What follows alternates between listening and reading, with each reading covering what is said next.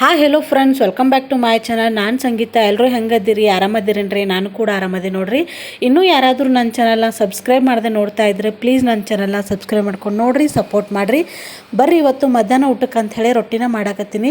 ನಾಳೆ ವಾರ ಐತಿ, ಹಾಗಾಗಿ ನಾವು ವಾರದ ದಿನ ರೊಟ್ಟಿನ ಮಾಡೋಂಗಿಲ್ಲ. ಹಾಗಾಗಿ ಇವತ್ತು ನಾನು ಸ್ವಲ್ಪ ಹೆಚ್ಚಿಗಿನ ರೊಟ್ಟಿನ ಮಾಡ್ಕೊಳಕತ್ತೀನಿ ನೋಡ್ರಿ. ಆಲ್ರೆಡಿ ಒಂದಿಷ್ಟು ಕಟಕ್ ರೊಟ್ಟಿನ ಮಾಡಿಟ್ಟಿದ್ದೆ, ಹಾಗಾಗಿ ಇವಾಗ ಸ್ವಲ್ಪ ಮೆತ್ತನ ರೊಟ್ಟಿನ ಮಾಡ್ಕೊಳಕತ್ತೀನಿ. ಇಲ್ಲೇನು ನೋಡಕತ್ತಿರಲ್ಲ, ಲಟ್ಟಿಸಿ ನಾನು ರೊಟ್ಟಿನ ಮಾಡಾಕತ್ತೀನಿ. ಈ ಟೈಮ್ ಒಳಗೆ ಕೂಡ ಏನು ರೀ ರೊಟ್ಟಿ ಮಾಡ್ತಿರಲ್ಲ ಅಂತ ನೀವು ಅನ್ಕೋಬಹುದು. ಯಾಕಂದ್ರೆ ಲಟ್ಟಿಸಿ ಮಾಡ್ತೀನಿ ನೋಡ್ರಿ, ಅಷ್ಟೊಂದೇ ನನಗೆ ಕಷ್ಟ ಅನ್ಸಂಗಿಲ್ಲ. ಒಂದು ವೇಳೆ ಬಡದು ಮಾಡ್ತಿದ್ರೆ ಅದು ಕಷ್ಟ ಅನಿಸಿತ್ತು. ಇವಾಗ ಆಲ್ರೆಡಿ ನನಗೆ 9 ಮಂತ್ಸ್ ಐತಿ, ಆದರೂ ಕೂಡ ನಾನು ಲಟ್ಟಿಸಿ ರೊಟ್ಟಿನ ಮಾಡ್ತೀನಿ. ತುಂಬಾ ಈಸಿಯಾಗಿ ಮಾಡ್ಬೋದು ಮತ್ತು ಕ್ವಿಕ್ಕಾಗಿ ಮಾಡ್ಕೋಬಹುದು ನೋಡ್ರಿ. ಆಲ್ರೆಡಿ ನನ್ನ ಚಾನಲ್ ಒಳಗೆ ನಾನು ಸಾಕಷ್ಟು ವಿಡಿಯೋನ ಹಾಕಿ ನೋಡ್ರಿ, ಲಟ್ಟಿಸಿ ಯಾವ ರೀತಿ ರೊಟ್ಟಿನ ಮಾಡೋದು ಮತ್ತು ಲಟ್ಟುಗುನಿಲೆ ಯಾವ ರೀತಿ ಮಾಡೋದಂತ ಅದನ್ನು ಕೂಡ ಶೇರ್ ಮಾಡಿದ್ದೀನಿ. ಇನ್ನೂ ಯಾರಾದರೂ ನನ್ನ ಚಾನಲಲ್ಲಿ ನೋಡಿದ್ದಿಲ್ಲ ಅಂದ್ರೆ ಹೋಗ್ಬಿಟ್ಟು ನೋಡ್ಕೊಂಡು ನೀವು ಕೂಡ ಮಾಡಿರಿ. ಮತ್ತು ನೋಡ್ರಿ, ಮನೆಯೊಳಗೆ ಮಂದಿ ಅದು ಭಾಳ ಇದ್ರಂದ್ರೆ ಲಟ್ಟಿಸಿ ರೊಟ್ಟಿನ ಮಾಡಿರಿ, ತುಂಬಾ ಚೆನ್ನಾಗಿ ಆಗ್ತಾವೆ. ಬಡದು ಮಾಡ್ಬೇಕಂದ್ರೆ ಕಷ್ಟ ಆಗ್ಬಿಡ್ತದೆ. ಇವಾಗ ನೋಡ್ರಿ, ಯಾರೂ ಕೂಡ ಹಳ್ಳಿಗಳ ಸೈಡ್ ಕೂಡ ಲಟ್ಟಿಸಿ ರೊಟ್ಟಿನ ಮಾಡಕತ್ತಾರೆ. ಯಾಕಂದ್ರೆ ಬಡಿಯೋದು ಅಷ್ಟೊಂದು ಕಷ್ಟ ಅದ ನೋಡ್ರಿ. ನೋಡ್ಬೋದು, ಇಲ್ಲಿ ತುಂಬಾ ಈಸಿಯಾಗಿ ನಾವು ಚಪಾತಿ ಯಾವ ರೀತಿ ಮಾಡ್ತೀವಲ್ಲ ಆ ರೀತಿ ನಾವು ರೊಟ್ಟಿನ ಮಾಡ್ಕೋಬಹುದು. ನಮ್ಮ ಮನೆಯೊಳಗೆ ನೋಡ್ರಿ, ಯಾರಿಗೂ ಕೂಡ ಚಪಾತಿ ಇಷ್ಟ ಆಗಂಗಿಲ್ಲ, ಹಾಗಾಗಿ ನಮಗೆ ರೊಟ್ಟಿನ ಬೇಕು.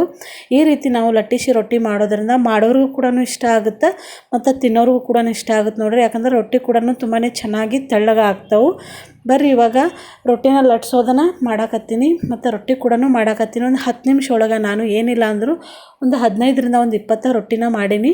ಯಾವ ರೀತಿ ಮಾಡೀನಿ ಅಂತ ಶೇರ್ ಮಾಡ್ಕೋತೀನಿ ನಿಮ್ಮ ಜೊತೆ. ಮತ್ತು ನೋಡಿರಿ, ರೊಟ್ಟಿ ಮಾಡೋದು ಅಷ್ಟೇ ಅಲ್ಲ, ರೊಟ್ಟಿನ ಯಾವ ರೀತಿ ಬೇಯಿಸೋದು ಅನ್ನೋದನ್ನು ಇವಾಗ ನಾನು ನಿಮ್ಮ ಜೊತೆ ಶೇರ್ ಮಾಡ್ಕೋತೀನಿ. ಯಾಕಂದ್ರೆ ರೊಟ್ಟಿ ನೋಡಿರಿ ಚೆನ್ನಾಗಿ ಬೇಯ್ದು ಅಂದ್ರೆ ಒಂದು 2 ದಿನ ಇಟ್ಟರು ಕೂಡ ಏನಾಗಂಗಿಲ್ಲ. ಅವು ನೋಡಿರಿ, ಒಂದು ಬಿಸಿ ರೊಟ್ಟಿ ಇದ್ರೂ ನಾವು ತೊಗೋಬೋದು, ಇಲ್ಲ ಒಂದು 2 ದಿನ ಆದಮೇಲೆ ಸ್ವಲ್ಪ ಕಟ್ಟಗಾದ ಕೂಡ ನಾವು ಅದನ್ನು ಯೂಸ್ ಮಾಡ್ಕೋಬೋದು. ಇವಾಗ ನೋಡಿರಿ, ರೊಟ್ಟಿನ ಲಟ್ಸಿದ್ದೀನಿ. ಹಂಚು ಆಲ್ರೆಡಿ ಕಾಯಕ್ಕಿಟ್ಟಿದ್ದೆ ನೋಡ್ರಿ. ಆಲ್ರೆಡಿ ನಾನು ರೊಟ್ಟಿನ ಮಾಡಿದ್ದೀನಿ. ಇವಾಗ ರೊಟ್ಟಿನ ಹಂಚು ಮೇಲೆ ಹಾಕೋಬೇಕಾಗುತ್ತೆ. ಹಾಕ್ಕೊಂಡು ಅದಕ್ಕೆ ನಾವು ನೀರನ್ನು ಹಚ್ಕೋಬೇಕಾಗುತ್ತೆ ನೋಡ್ರಿ.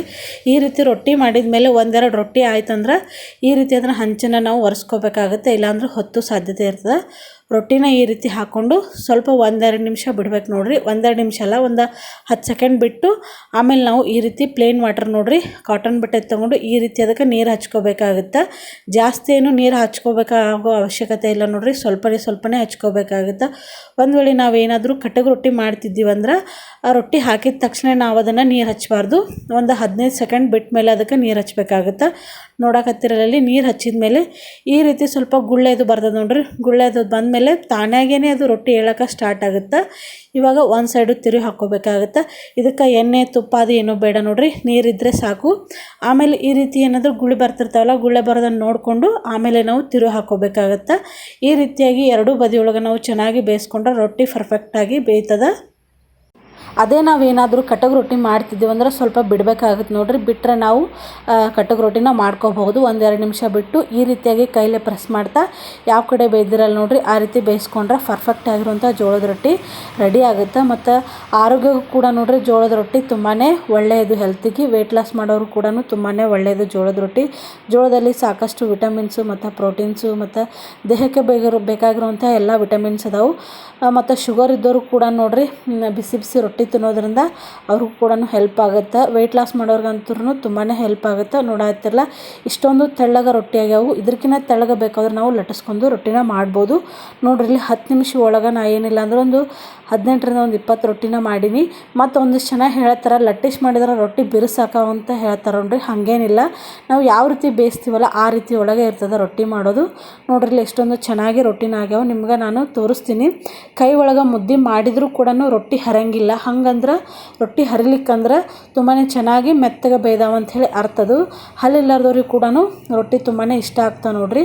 ಇನ್ನೂ ಯಾರಾದರೂ ನನ್ನ ಚಾನಲ್ನ ಸಬ್ಸ್ಕ್ರೈಬ್ ಮಾಡದೆ ನೋಡ್ತಾ ಇದ್ದರೆ ಪ್ಲೀಸ್ ನನ್ನ ಚಾನಲ್ನ ಸಬ್ಸ್ಕ್ರೈಬ್ ಮಾಡ್ಕೊಂಡು ನೋಡಿರಿ, ಸಪೋರ್ಟ್ ಮಾಡಿರಿ ಅಂತ ಕೇಳ್ಕೊಳಕತ್ತೀನಿ. ಈ ವಿಡಿಯೋ ನಿಮ್ಗೆ ಖಂಡಿತವಾಗ್ಲೂ ಇಷ್ಟ ಆಗಿದ್ರೆ ಲೈಕ್ ಮಾಡಿ, ಶೇರ್ ಮಾಡಿ, ಕಮೆಂಟ್ ಮಾಡಿ. ಮತ್ತೆ ಇದೇ ರೀತಿ ಮುಂದಿನ ವಿಡಿಯೋದಾಗ ಸಿಗ್ತೀನಿ. Bye friends.